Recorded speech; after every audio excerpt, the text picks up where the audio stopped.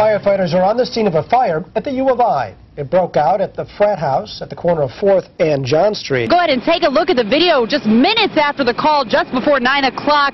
Flames were actually shooting through the roof of fire departments from Champaign and Urbana were both called here. The deputy chief says he hasn't seen a fire like this on campus in some time. When we got here, there was flames and smoke coming out of one of the roof vents. So we went to the roof, opened up that hole bigger to bend it out, sent crews to the 3rd floor where they pulled ceiling, and then they've been able to hit the attic from the 3rd floor with the ceilings pulled out. Firefighters say this fire is a little bit more difficult to fight than your normal single-family home. They had to extend those ladders. This is a 3-story building and an old building that they're talking about. They were actually called here when the fire alarm went off. Now, the good news here tonight is there was no one here. The U of I is on spring break, so the house was empty. Firefighters say they actually had to let themselves in when they got the call. I actually was on spring break.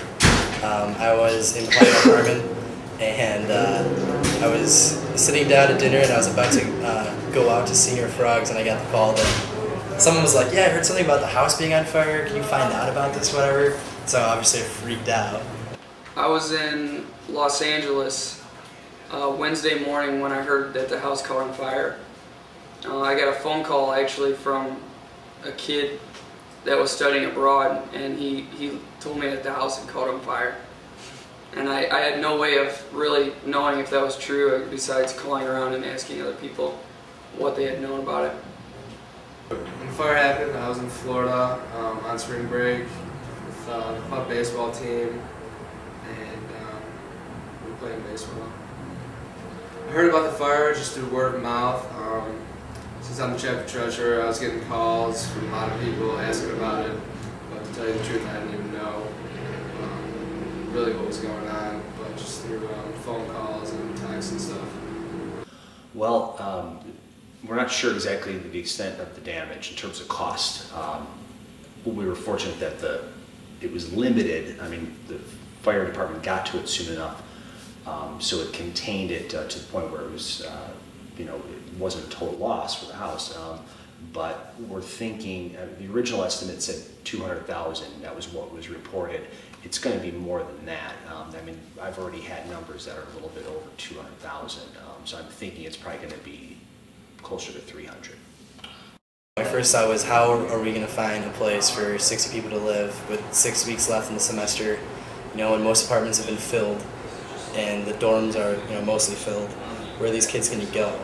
We have a lot of people in place to help us here. I mean, both at the university, and then we've hired a property manager, and I was kind of lucky because we hired this property manager just late last semester, and so he got a call from the, you know, when the alarm went off, he was notified, informed me, and you know, right away we had he had crews in there the next morning working on cleanup and getting things you know, cleared out and cleaned.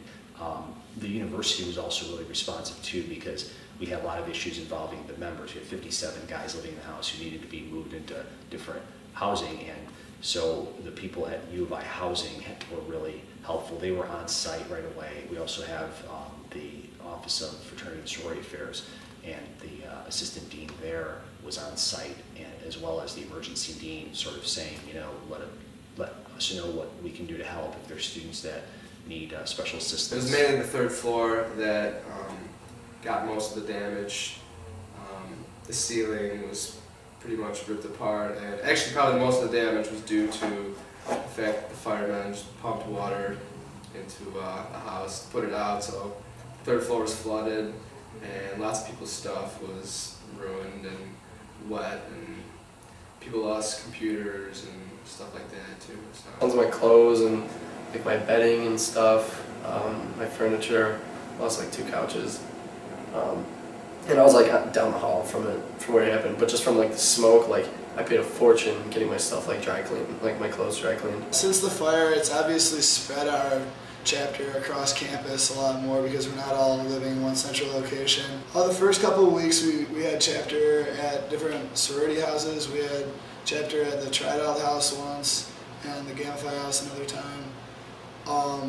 The past 2 weeks we've had chapter in different rooms throughout Lincoln Hall. I was just happy to know that I had a place to move into right when I got back.